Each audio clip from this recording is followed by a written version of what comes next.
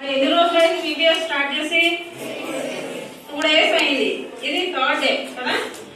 మరి బాయ్స్ అందరూ ఇద్దరు కూర్చున్నారా, ముగ్గురు కూర్చున్నారా? ఇద్దరు ప్లేస్ అయిపోయిందా? మరి రోజు ఏం చెప్తున్నారు? కథ చెప్తున్నారా, కంఠవాక్యం చెప్తున్నారా? నేర్చుకున్నారా కథలు, కంఠవాక్యాలు? మరి గర్ల్స్ కూడా నలుగురు లైన్ లో కూర్చోవాలి. 4 ఇరుగ్గా కూర్చోవద్దు. మంచిగా కూర్చోంటే నాకు ఎక్కడికి కనిపించాలండి అందరూ బాగా కూర్చున్నారని. బాయ్స్ ఎవరెవరు ఎంతమంది కూర్చోవాలి? ఇద్దరు కూర్చోవాలి. గోడకి చేరబడి ముసలాళ్ళకు కూర్చోవద్దు.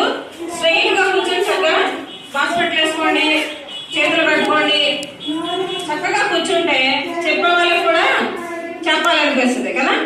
మరి మీరు అల్లరి చేయకూడదు. అల్లరి చేస్తే నా మాట చాలా చిన్నగా ఉంటది, పెద్దగా రాదు. మాట వినిపిస్తుందా? ఇక్కడ నుండి చివరి వరకు వినిపిస్తుందా? అర్థమవుతుందా? తెలుగు మాట్లాడుతున్నానా, హిందీ మాట్లాడుతున్నానా? తెలుగే మాట్లాడుతున్నా కదా. కాబట్టి తెలుగు అందరికి వచ్చు కదా. నాకు ఇంగ్లీషే వచ్చు, తెలుగు రాదని అన్న వాళ్ళు చేతులెత్తండి. అందరికి తెలుగు వచ్చు కదా. హిందీ వచ్చిన వాళ్ళే లేరు కదా. అందుకని నాకు తెలుగు ఒకటే వచ్చు, అందుకని అడుగుతున్నా. తెలుగు వచ్చు కదా అందరికి? కాపూర్లో ఉన్న వాళ్ళందరికీ తెలుగు వచ్చు కదా. Very good. మరి ఇప్పుడు మీరు ఎలా కూర్చున్నారో నేను కథ క్లోజ్ చేసే వరకు అలాగే కూర్చోవాలి, అంతేనా?